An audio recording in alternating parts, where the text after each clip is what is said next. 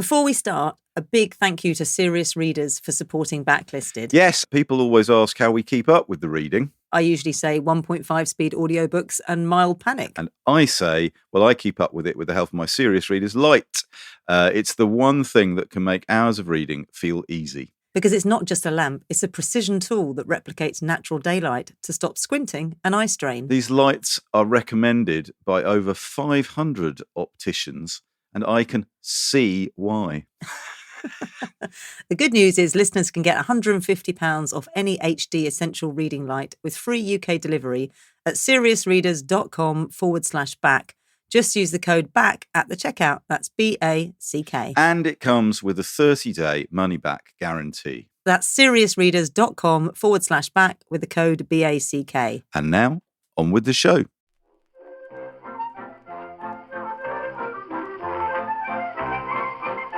Hello and welcome to Backlisted, the podcast which gives new life to old books. The book featured on today's show is Jake Thackray, the Unsung Writer, edited by our guest today, Paul Thompson, and published in the UK by Scratching Shed Books in August 2025. I'm Andy Miller, author of The Year of Reading Dangerously and Inventory, an unreliable guide to my record collection.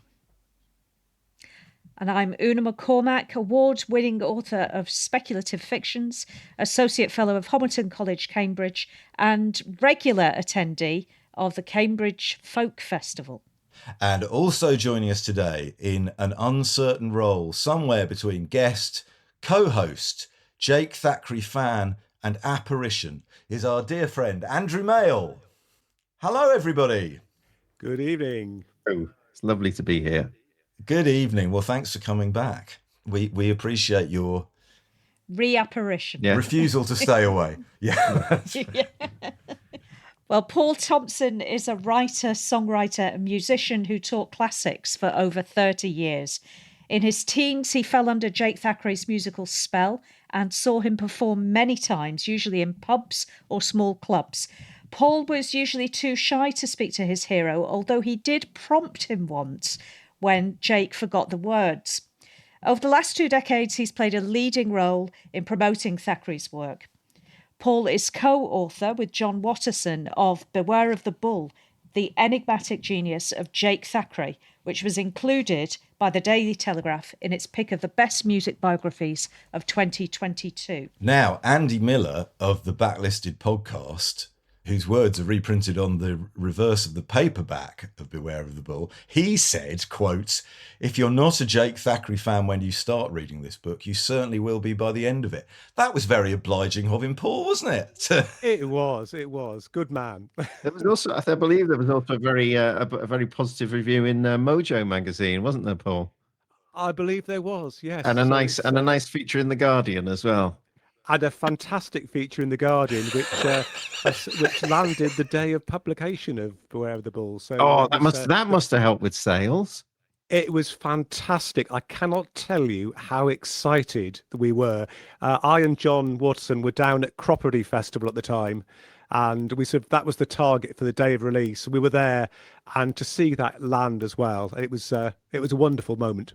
Paul, I'd love to know which song it was you prompted him on. Well, it was Leopold Olcock's, and by this time I'd seen him several times. I think I was about 15 or 16. I was, once a nerd, always a nerd, and I'd spotted him on other occasions. He usually would forget the words of a song somewhere, and I could see this was about to happen. He got to the line about drenching her jumpsuit, and he couldn't remember drenching, and he was going, soaking, and of course if it's not the right word it completely throws you. So he was sort of floundering. I thought, I know what to do here, so I piped up with this. He looked utterly astonished, finished the song, I'm pleased to say, and very gently took the piss out of me for the rest of the evening. I'd like to think he was generous to hecklers. He was very generous. That's a pro at work, though, isn't it, Paul? That's someone who looks, I can have some fun with this for the rest of the audience, right? Yeah. He'll be saying, I think this next song is one of my best. I think you'll agree, won't you? Well, and as we'll discover, he was a classroom teacher as well, so well used to handling bright sparks in audiences, I should think. Well, Paul and John have recorded 2 albums together, The Lost Will and Testament of Jake Thackray, for which Paul wrote tunes for some of Jake's rediscovered lyrics, and The Resurrection of Frederick de Breu, a collection of songs co-written by Paul and comic novelist Alex Marsh for a legendary and entirely fictional chansonnier. In 2024, Paul released a solo album, Playing with Nadine, featuring his own satirical writing alongside some long-lost Thackray material. R&R said of the album, "The comic song is something of a lost art. However, Thompson encompasses the spirit of his hero, Jake Thackray, perfectly. Paul loves sharing Thackray's life and music with audiences. He lives in Cheshire with Jane, his immensely patient wife. And Paul assumed that until a few weeks ago, I knew very little about Jake Thackray, which is true. In a minute or less, who was he?" Well, Jake Thackray was a Yorkshireman. He was born in Leeds in the late 30s, and he became famous in the late 60s, performing mainly on television, songs which were satirical, which were comic, which were poignant, which were full of stories. And he was, in the late 60s through to probably to the late 70s, something of a minor television star, because he would pop up doing guest spots on programmes left, right and centre, and on news programmes. He could write to order as well. And the programme that was most famous, or made him the household name, was a programme called Braden's Week, which was the predecessor of That's Life. And he became somebody who up and down the country performed hundreds of concerts every year for the best part of 20 to 30 years. But his fame was so linked to television, and he so hated being on television, that he withdrew from the spotlight. And as he withdrew, sadly, we lost sight of him, which was a great shame, because I think he's truly one of our greatest songwriters. You know, the reason we wanted to make this particular episode of Backlisted is, my feeling is, and I know it's shared by others here and out there in the world, that Jake Thackray was a really great writer and songwriter, yes, but writer. And this new collection that Paul has put together of Jake's prose writings makes that case undeniable, I think. So it seemed like the perfect pretext to bring Paul on and have this conversation today. Now, Paul, you have brought your guitar with you. I know you bring it for moral support everywhere you go. And you mentioned Nadine in the title of your album. Is that your guitar? It is now, but it was originally Jake's guitar. And he bought Nadine in about 1971, and he named her, because apparently I've had it on good authority from his family, he named all his guitars. And he was terribly clumsy with instruments, and he was probably dyspraxic, and he would drop guitars, break them, break their necks. And after Nadine had done several years of valiant service on the live circuit and on television, eventually he wrecked her. And I suppose this is an insight into the man, he realised she no longer had any value for him as an instrument, so he gave her to a charity to auction off on the grounds that his celebrity, which he despised, might be of some value to the charity. So doing that, he provided for them a letter of authenticity as proof that it was a Jake Thackray's guitar. And I have the letter with me here, and it's a wonderful letter because, and you can tell it's a genuine Jake Thackray letter because it's full of a fantasy history of the guitar. It's complete nonsense and beautifully written. In fact, I'm sort of regretting now that it didn't go into the book. Yeah. But it is in my album. So we're not permitted to have full songs on the wide version of the show. Could you, however, give us a couple of chords on Nadine, which contextually are merely for demonstration, not for performance purposes?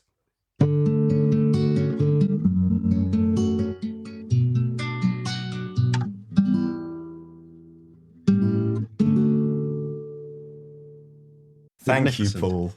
Let me briefly introduce Andrew Mail. And because we haven't actually done that. Andrew Male is still doing the stuff he was doing the last time he came on, to the same exemplary standards, by the way, except now he is a writer, critic, and newlywed.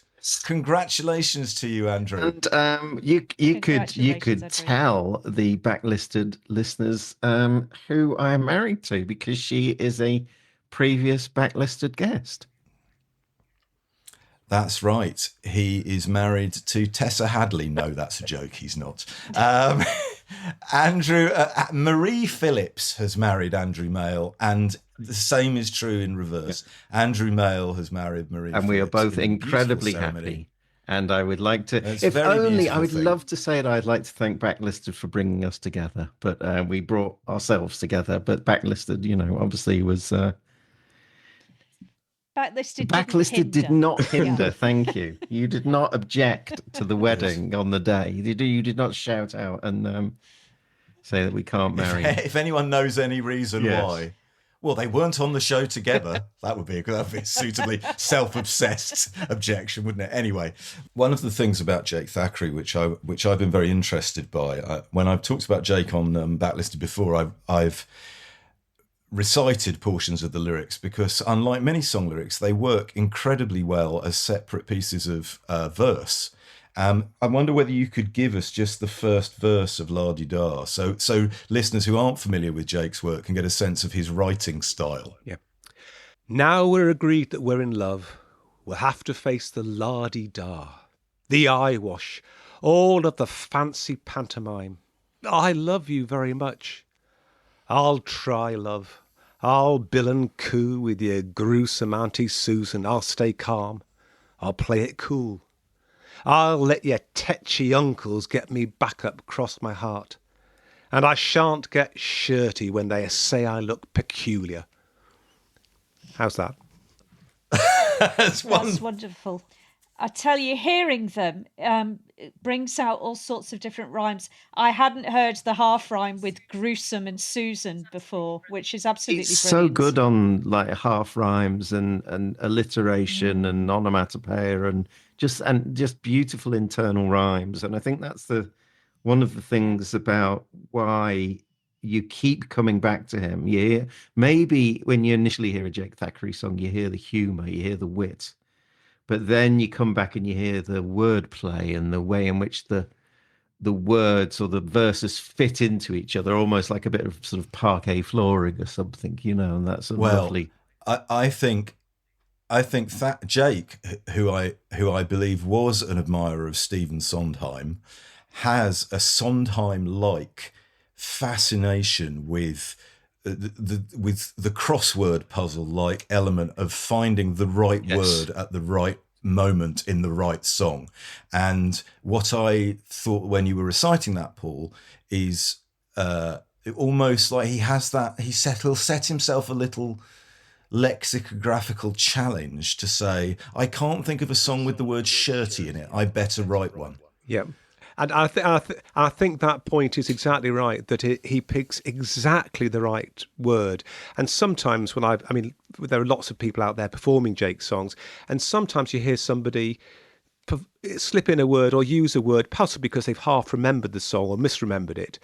And almost without exception, it's to the detriment of the song. And it might be one tiny little thing, but that it loses something. It's always made me appreciate just how carefully thought through every single word is.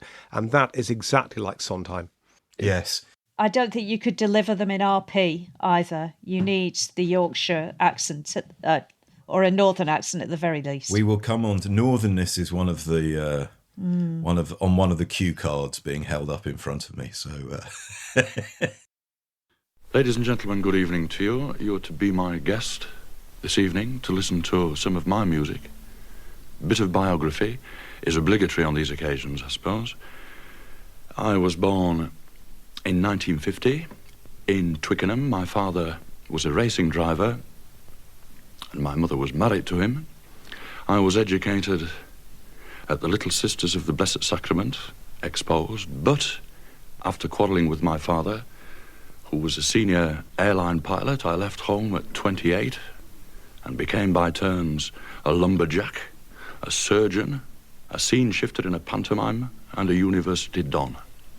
And these days I spend most of my time voting Conservative and telling lies to you.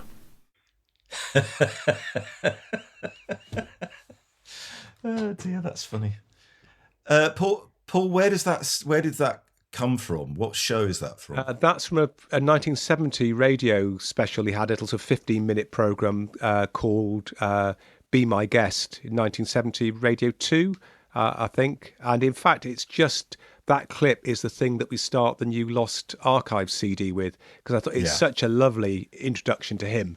And the fact that he quite unashamedly would, it was the blend of fantasy and reality, but so much fantasy in what he says about himself and what he sings in his songs, of course.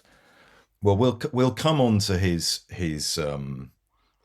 skills as a performer in a moment, and I wanted us to hear his voice. Paul, no disrespect to your excellent voice, relating Jake's words, but Jake was a one-off and knew how to write for Jake Thackray. And I think you can hear his very idiosyncratic delivery right there. So, Una, do you want to ask the traditional launch question? Yeah, we should. Paul, you should probably tell us when you first became aware of Jake Thackray. Well, my mother is the person to blame. I started playing the guitar, and at about 30, I think I was between 13 or 14, and she said, "You know what? There's this guy called Jake Thackray, and I think he might be right up your street." And my memory is I then went and ordered a sheet music book, of which there was one, which had, and virtually the first lyrics I read were "On Again," which I couldn't understand. I hadn't heard the songs at that point. But then I think within about a year, I saw the Guinness Book of Records, and Jake's on it singing on again in a pub, and I was transfixed. And then it was the Jake Thackray and Songs TV series he had in 1980, where they filmed him in small clubs, and he was just at the height of his powers. And I would watch that on a Monday night on BBC Two, and go into Latin lessons next day and talk to my teacher, who it turned out he had a good nose for a great song, and he sort of said, "The Bull was very good, wasn't it?" And so it started there. So when I was in school, and then I was lucky enough to see him a few times before I went to university, because he was living in Monmouth and I was just down the road, so it was quite easy to find him at that stage. Yeah, so it was, and that was the start. So it's all to blame on my mother, really. And a teacher. Very fitting that a teacher's involved in this, I think. Yes. Andrew, why are we gathered here today? Why are we still talking about Jake Thackray all these years later? The reason why we're still talking about him now, I think, is beneath that kind of Donald McGill, maybe sort of first impressions, that sort of ruddy northern working class quality. There's a grit and there's a poetry, there's a kind of I think I'm right in thinking, Paul, that the first song he ever performed on TV was this one called The Black Swan, and that's got a kind of, dark waltzing glimpse of sort of doomed pub habitués.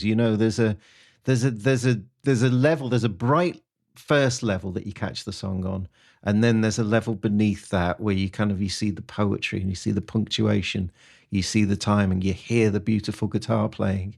And I mean, when I wrote the Guardian piece and I spoke to Ralph McTell about him, he said, Jake should be treasured. He would be in any other European country. And here in the UK, we compared him to Pam Ayres. I mean, no disrespect to Pam Ayres, but there is so much more to him than the comic lyric. And I think that's why he has endured and why we're doing a show like this, because you realize that beneath that, I don't know, a way in which he might be compared with, Richard Digance or Jasper Carrott, people who came in his wake doing the comedy folk song, you realize he's actually a creative genius. He's an artist in the true sense. There's such depth. So in amongst the humor, there's such humanity and emotion locked in there. It's a very unusual mix where I say it goes back to that what you said about comedy isn't taken seriously. There's much much much more than comedy, and he got pigeonholed as comic, and limited by that. I was reading a live review from the 1960s, and it, which made a reference to the kind of Saturday night and Sunday morning subject matter of some of Jake's material. Saturday Night, Sunday Morning being an early 60s black and white kitchen sink film starring Albert Finney. And it did occur to me that Jake Thackray was one of those artists for whom the 60s was both their making and unmaking, because this window of opportunity opens to working class people, to people from the north, to eccentrics. Suddenly there's an opportunity for people like him or Viv Stanshall or Ivor Cutler. And then that window closes again about 10 years later. And those people are out in the cold or find it much harder to get. Yeah. And I think also hit up against the sort of the sheer blank wall of the class system. If you try and make your way at the BBC or at all of those institutions where the hierarchy isn't maybe amenable to you or recognisable to you, in which perhaps you don't respect that much once you come in touch with it. So it's a kind of double bind. Because he didn't fit, people tried to make him fit in certain areas. So he gets placed within the folk scene and the sort of the touring pub circuit and, and the TV comedy song. And as those trends start to fade, as the kind of that northern folk scene starts to vanish, and as the the TV comedy song thing starts to vanish, there's no place left for Jake, because he didn't belong in those places in the first place, and then those places recede. And he knew that, right? That it seems to me a lot of his unease is because he's almost become more famous than he wants to be without quite having signed up for it, and then he's trapped. Yeah. Paul, what do you think? I think that's exactly right. And you can see it. I mean, we started Beware of the Bull with a story of him in 1977 trying to do a runner from the Fairfield Hall from an audience of 2,000 people. And it was that, the fact he loathed the idea of being on a pedestal, loathed the idea of a lack of connection, even though he could make a connection in a huge hall. He had this peculiar charisma. He could achieve that. And therefore, all that was to feel comfortable on stage, because he had stage fright, he was playing the smaller houses, but you've got to play an awful lot of those. And I think he really did end up on a treadmill. I think, as you say, I think he ended up trapped. And in a sense, the TV and the radio, which could provide the way out of it, he didn't trust anybody in the establishment there either. So, he found himself painted into a corner, I think. Yeah. I love that he did a runner from the Fairfield Halls, because, of course, the Fairfield Halls is in Croydon. We like to mention Croydon as often as we can on this podcast. I could have seen Jake Thackray at the Fairfield Halls in 1977. I was old enough. I seen the Wombles, after all. I could see, and I didn't go and see Kraftwerk, and I didn't go and see Jake Thackray. But I did see Jake Thackray in 1985 at St James's Arts Centre, a former church on Guernsey. And in fact, long-time listeners will recall that when we recorded an episode in that very venue, I took the liberty of playing some of Jake's music into the show because I wanted the psychogeographical memory from 30 years earlier of having been there with my mother, in fact. And Andrew and Una and Paul, the thing is, my mum didn't enjoy it at all.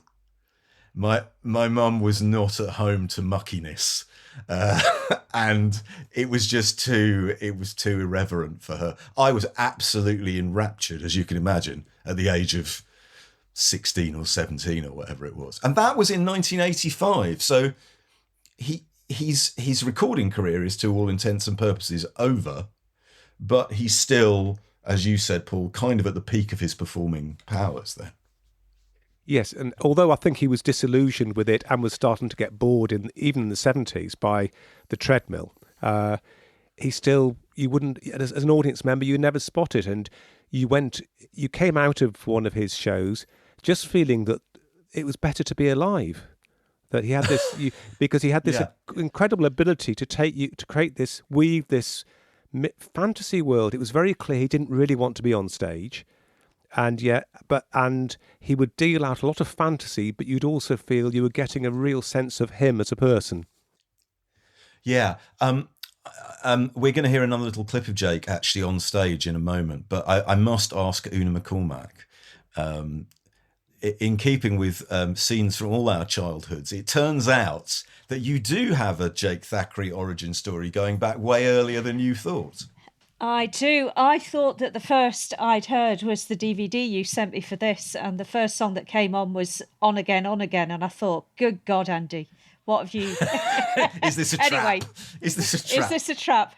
I realised I had a much earlier origin story. I was watching the footage from Cambridge Folk Festival, and he starts singing Bantamcock, and I had a flashback and realised that I must have seen Jasper Carrot perform it in Beat the Carrot in 1981. So that was the first Jake Thackray song that I heard, was Bantamcock, when I was 9. And what did you make of that? Can you remember? Yeah. When I was 9, I think it frightened me. I think I was afraid. What did you make of the clips of Jake on TV? Because I was very keen that you see Jake at the same time that you first hear him. What did you make of his presence? I thought he was very, very handsome. I thought he was very, very intense, that he had a great deal of magnetism, and that he was very, very, very unhappy to be there, was my impression. Yeah.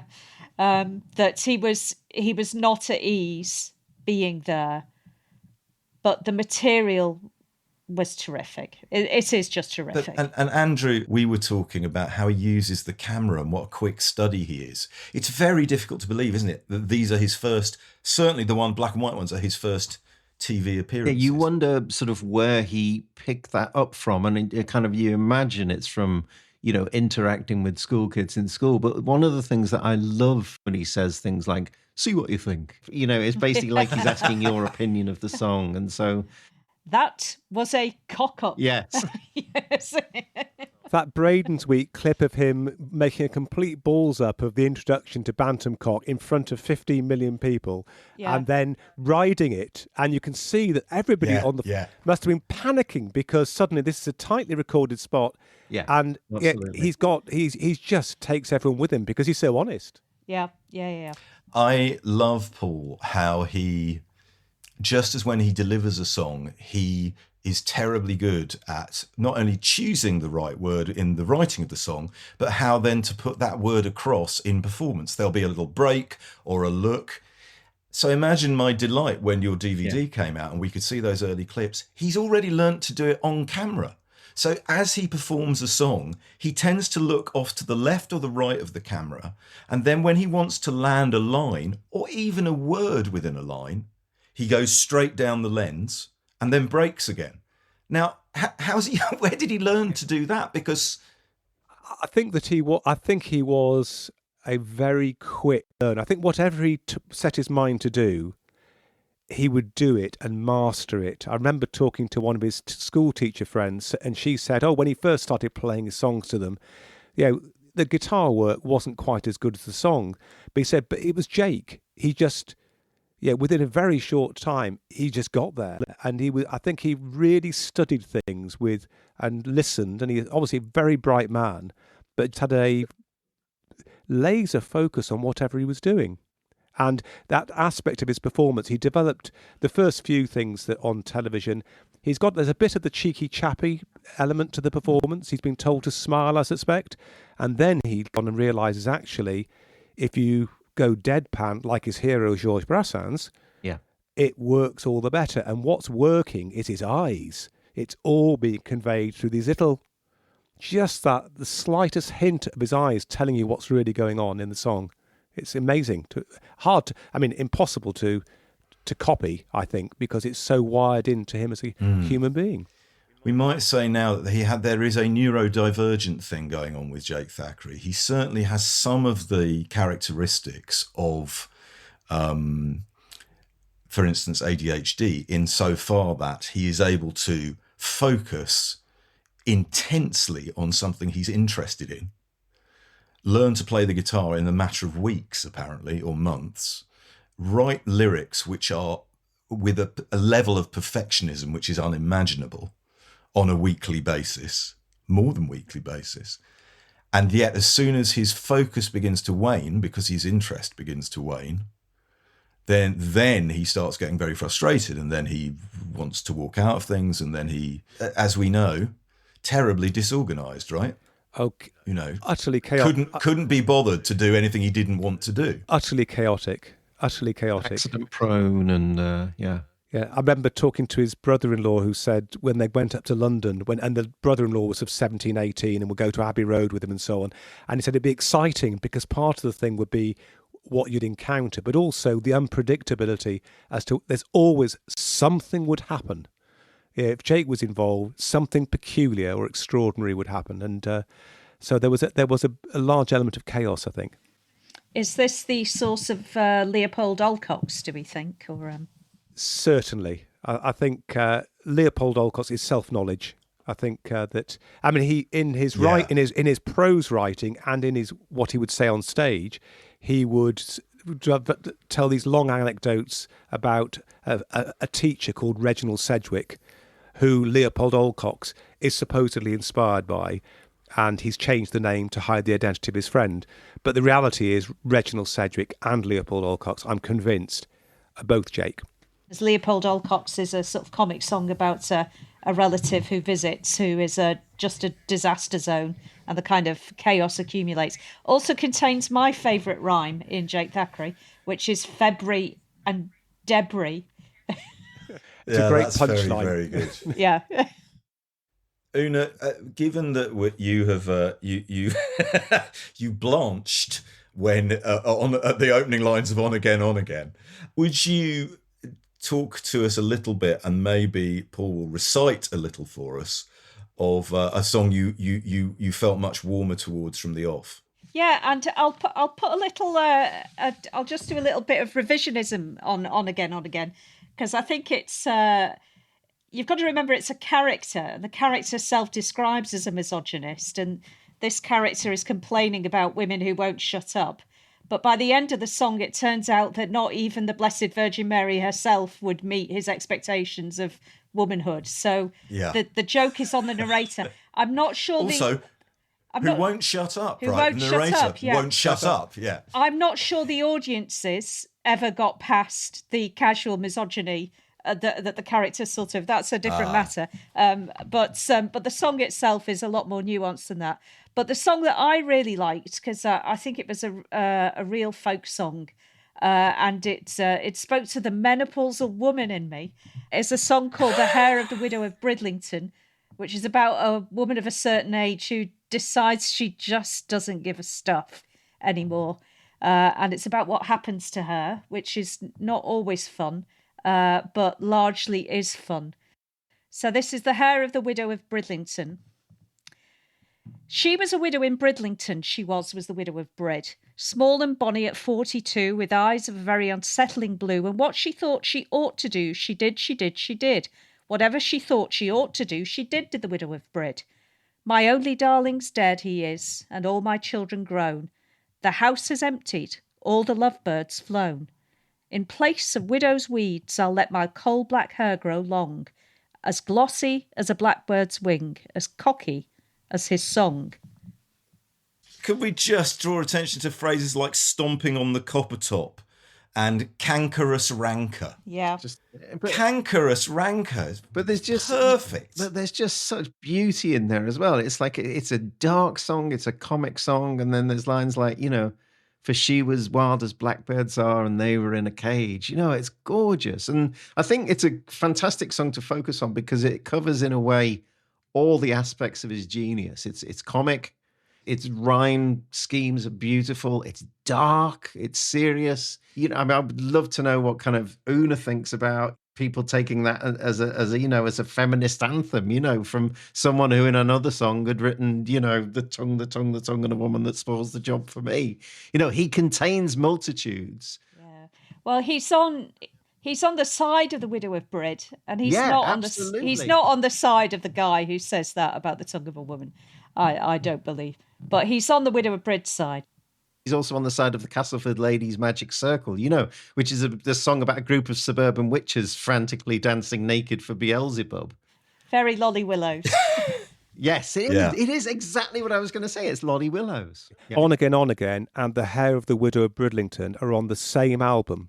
1966, 76, he's writing these songs at the same time. And he peaks. I mean, he writes very little afterwards, but these are songs of stupendous quality, and the poetry and the storytelling and the humour. And I think there was a restlessness in Jake that as time went on, he was dismissive of songs like Sister Josephine and Bantam Cock. He felt obliged to play them for audiences because audiences loved them. But he was dismissive because they were, as he would put it, merely comic, whereas The Hair of the Widow of Bridlington is comic and has got something to say. I think Jake Thackray is a fantastic example of any writer or artist, doesn't have to be a songwriter, could be a novelist, could be a painter, for whom perfectionism becomes the reason to stop, ultimately. The last few songs that we know Jake wrote, The Bull, one of them, my personal favourite, The Remembrance, they are amongst his best songs, most serious songs.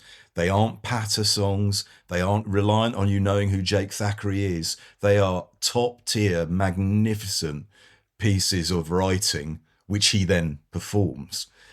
Andrew, what I was going to ask you was if you can do this in a whistle-stop tour. Now, we know that Jake Thackray was widely referred to as the Yorkshire chansonnier.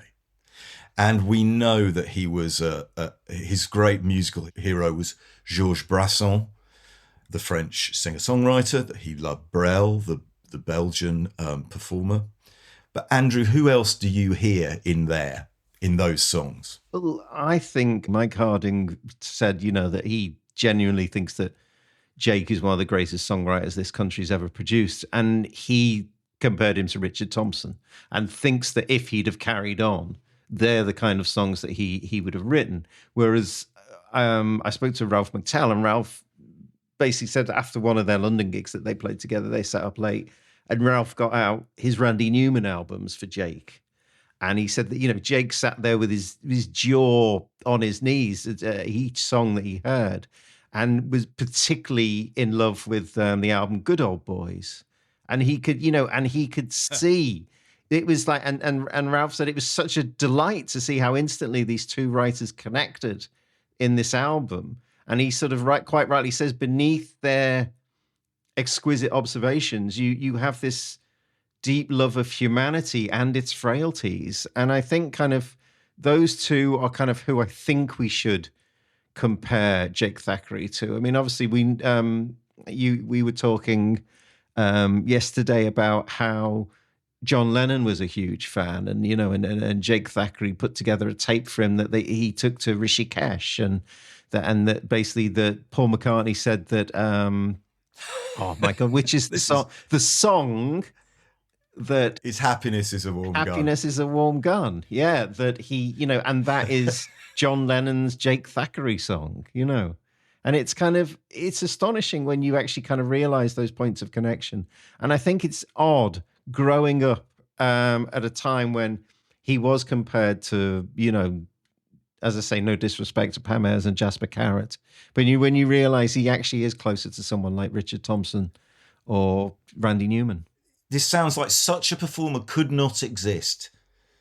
But if I were to say to you, Jake Thackray is a cross between John Cooper Clarke, Andrew, which is somebody you mentioned. Yes. On the one hand, and on the other, Noel Coward, Yeah. to whom he was often compared. Yes. Imagine such a thing, Yeah. a cross between Noel Coward and John Cooper Clarke. But wait a minute, that's Jake Thackray. With the soupçon of Joyce Grenfell. Yes. Joyce Grenfell and Brassens. Songs, yeah.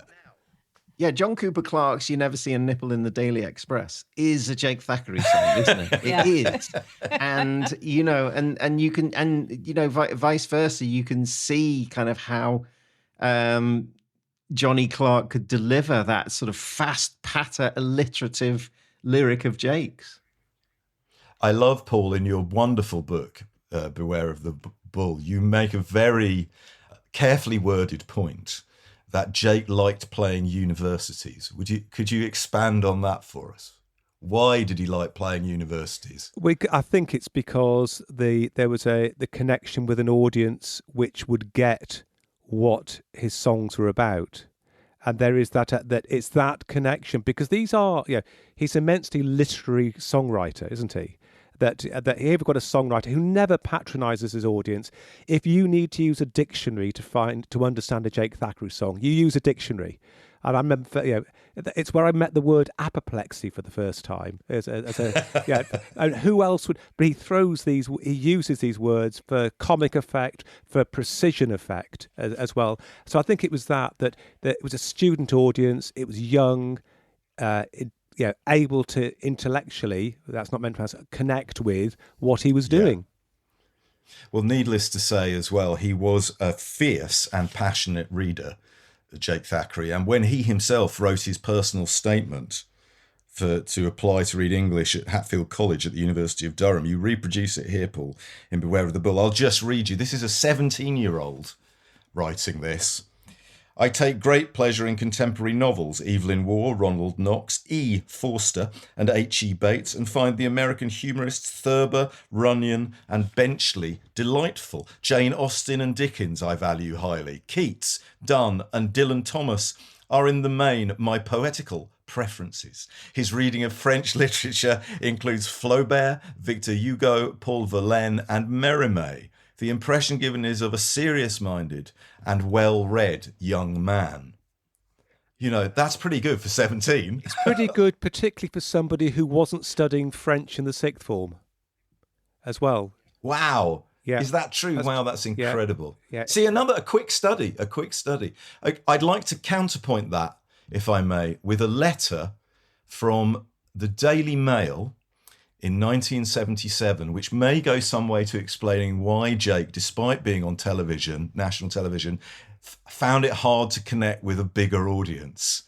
And I'm going to let listeners into a secret here. Paul's never heard this letter, so I'm actually thrilled beyond measure to watch his face while I read this out loud. So this was in the letters section of TV Mail in 1977. I wonder how many viewers find That's Life a wonderfully entertaining programme until Jake Thackray starts to perform. He never smiles and just drones miserably. Why let him ruin an excellent programme? There you go. Brilliant. Someone on a different planet. Yeah. Or just the Lancashire divide, it might have been. Yeah, well, yes.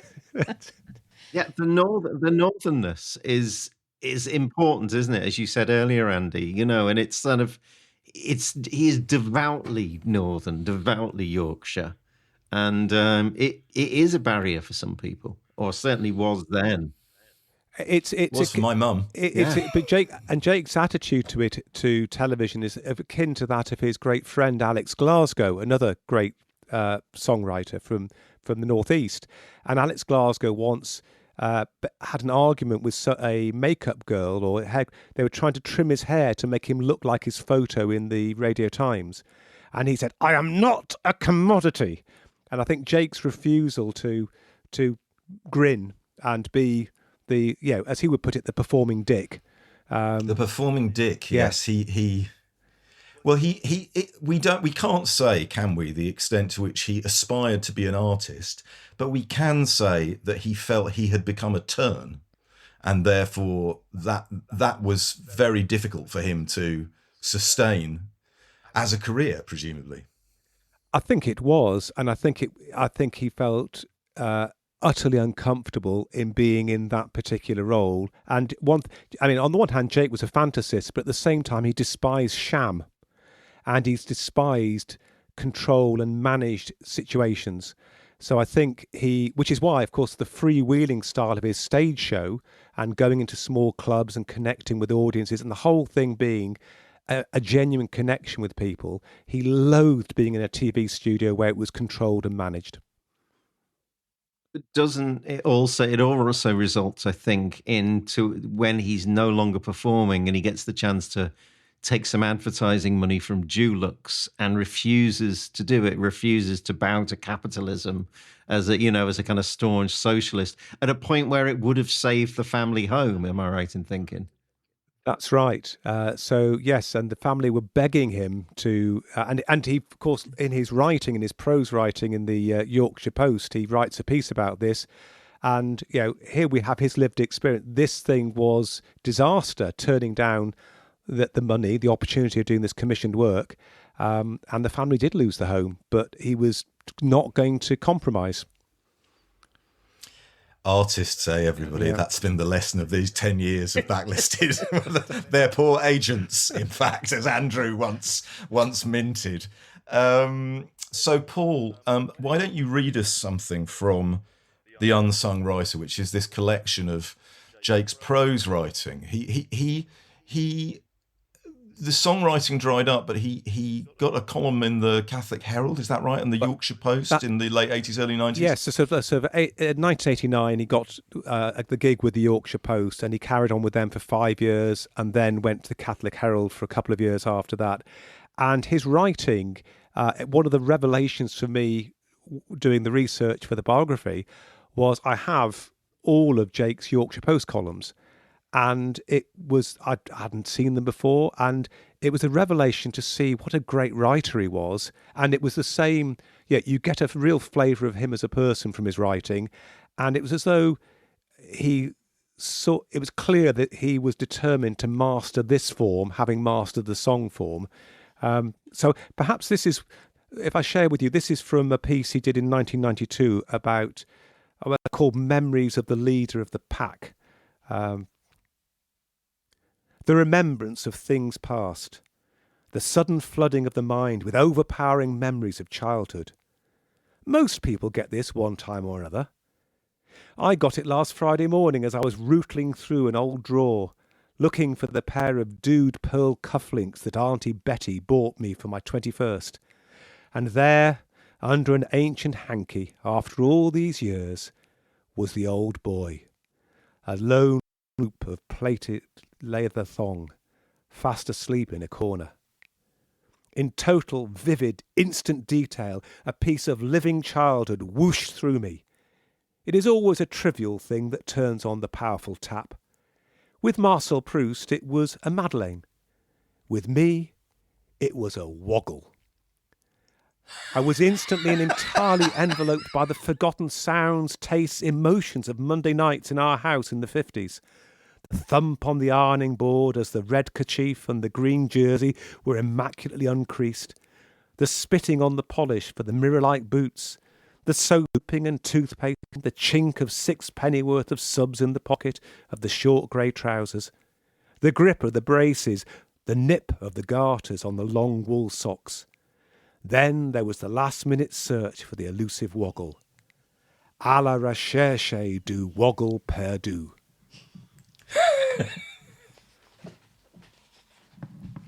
Marvellous. Thank you so much. Can we just praise the grip of the braces, the nip of the garters? Beautiful. It is. I got to interview his editor at the Yorkshire Post, Robert Cockcroft, whose name regularly appears as fantasy characters in Jake's writing. Robert had a music degree, and he said what he loved about Jake's prose was it was so musical. You can hear that, can't you, in those words? Yeah. I can also hear, though, the cadences of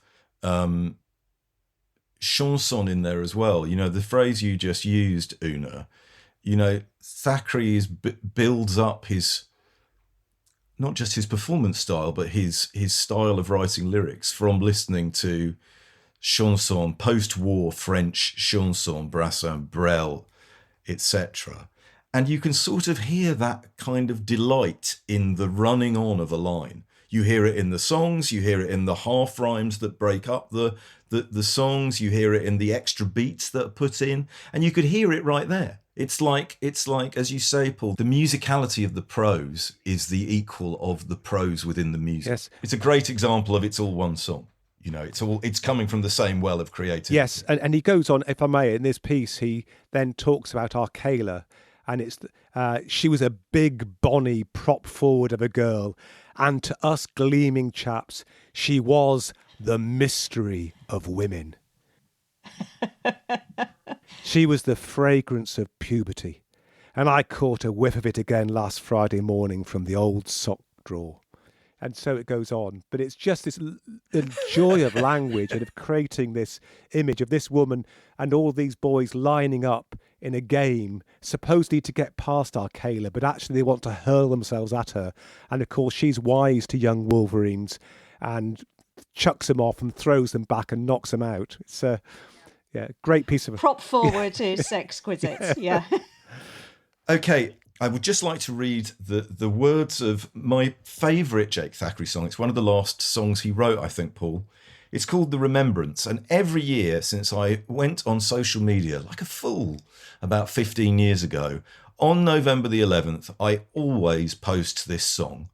And it always receives a terrific reception from people who either remember it or have never heard it before. And in fact, Una, you thought you recognised it, as it turned out, from me relentlessly posting it on social media. Yeah, right? I thought I'd heard a cover maybe from Chumbawamba or somebody like that, but it turned out to be me stalking you on social media. Yeah, just me banging on about Yes. it. Yeah. Anyway, I won't sing it or anything like that. I just want to read the words because I would just like to emphasise the extent to which I think this is amongst the greatest, saddest, anti-war lyrics ever written. If you hear it with the melody, it's even more poignant. But just as a standalone piece of work, there's only 4 stanzas of this, but I think it's a really remarkable song. Anyway, here we go. The Remembrance, Jake Thackray. Remember the bands and the grand parades, the flags, the banners, the fine cockades, and how we all looked up to see the king upon the balcony, who told us we were young and brave, we'd never become the foreigner's slave.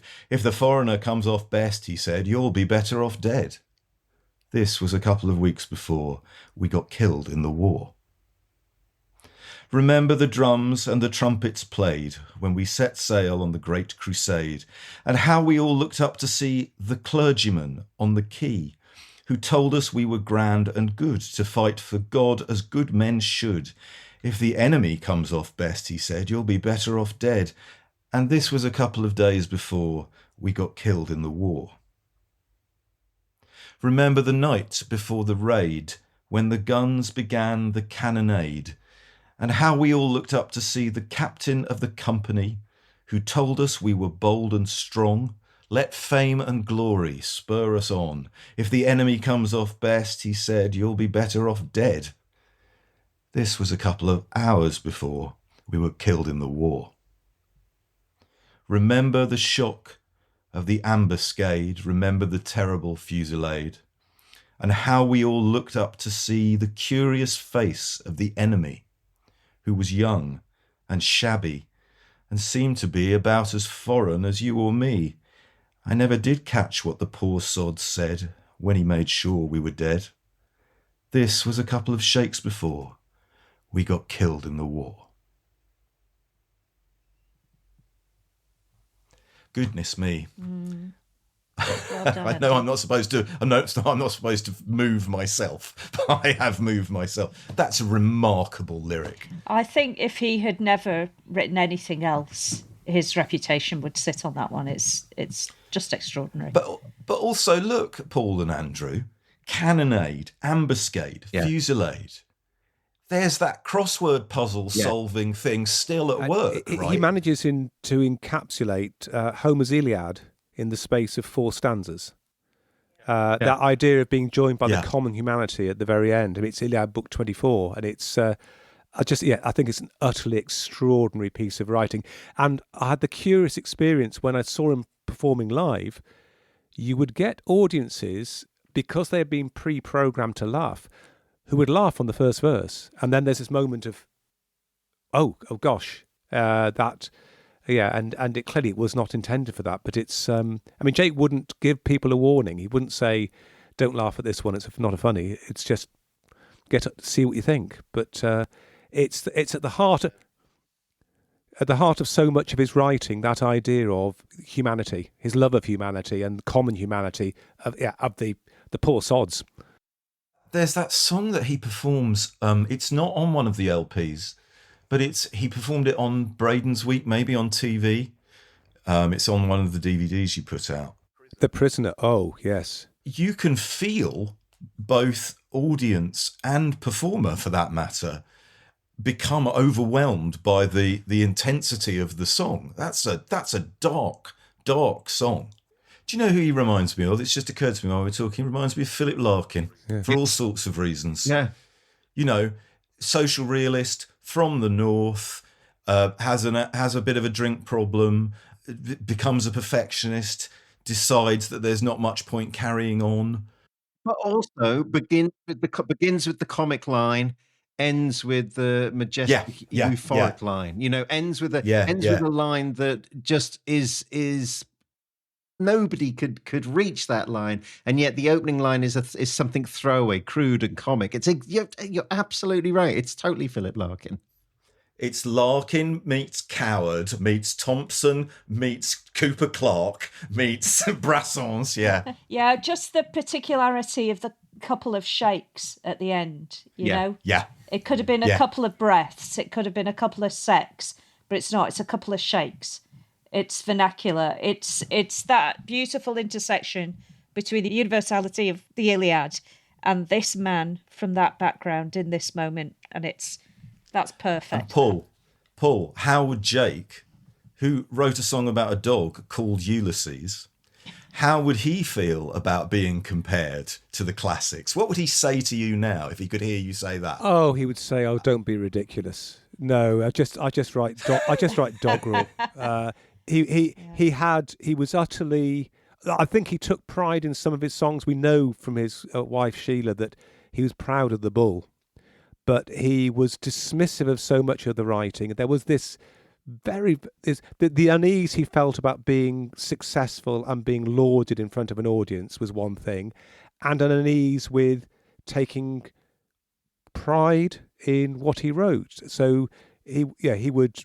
I mean, there might be a little bit of him that would be pleased, but he certainly wouldn't say that. But no, he would dismiss it. And Jake, remember, it's all for the greater glory of God. Well, that's right. Yeah? Ad maiorem Dei gratia. Why couldn't he find a niche, this Yorkshire chansonnier Jesuits poets? Why couldn't? It's incredible he got on That's Life in the first place. Anyway, listen, that's where we must leave things. This has been a wonderful, deeply enjoyable conversation. Many thanks to Paul and to Nadine and to Andrew for joining us for this whistle-stop tour of Jake Thackray's life and work. And to our producer, Nikki Birch, for gesticulating wildly but encouragingly from the gallery. Paul's books, CDs and DVDs are available from the usual places, but most easily and profitably via paulthompsonmusic.co.uk. If you want backlisted show notes with clips, links and suggestions for further reading for this episode and the previous 255, please visit our website at backlisted.fm. If you want to buy the books discussed on this or any of our other shows, visit our shop at bookshop.org and choose Backlisted as your bookshop. And a huge thank you to our patrons. We couldn't do this without you. Yes, thank you so much for your support and for sticking with us. But before we go, Paul, is there anything you would like to add about Jake Thackray that we didn't get a chance to get to in the show? I think I would simply say to encourage people to go out and tread on a path that not that many people tread these days. Seek out his music, seek out his prose writing as well. I think that Jake Thackray is a lost national treasure. And I think that we should celebrate his songs and his writing as a part of our cultural tradition that we cherish. And that's all I would have to say. Hear, hear. Hear, hear. Hear, hear, sir. Hear, hear. Andrew, is there anything you would like to add that we didn't get to in the show? I tried to interview Jake for Mojo in 2000, and I got a phone number for a pub, and the call was directed to the pub, and apparently Jake was in the pub, but Jake refused to come to the phone and would not countenance an interview with Mojo. But one of my favourite songs is a song about the pub. It's called The Black Swan, and there's always been a melancholy that ran through Jake's songs, a beautiful poetic melancholy. And because his later years, many of his later years were lived out in that pub, I'd just like to read a little bit from the lyrics about the pub, The Black Swan, if that's okay. And this, yes, absolutely. But this, and Paul, is this one of his earliest Yes, he songs? wrote it about 66, 67, so... Yeah, yeah, incredible. He decides he's going to. You're right. He decides he's going to start writing songs, and this is what he comes up with. Down at the Black Swan, we'll go sing our love song. We'll sit, we'll booze. We've got nothing to lose. We've lost it all, lost it all. Down at the Black Swan, we'll drink hard, we'll drink strong, drink deep, drink long, drink our heads off, drink on. Now that she's gone. Now she's gone. Give us another pint, one more pint, landlord, of your very, very best bitter beer. We'll be here all night. We're on a bender, we're tanking up, we don't care. We don't go home tonight. There's nobody there. Oh, bravo. Well, he's the Leeds Betjeman as well. There we are. Listen, thanks very much for listening, everybody. Thank you, Una, Andrew, Paul. As Paul says, hunt down, seek out, look for and listen to Jake Thackray. And we'll see you next time. Thanks, everybody. Bye. Thank Bye. you. Bye.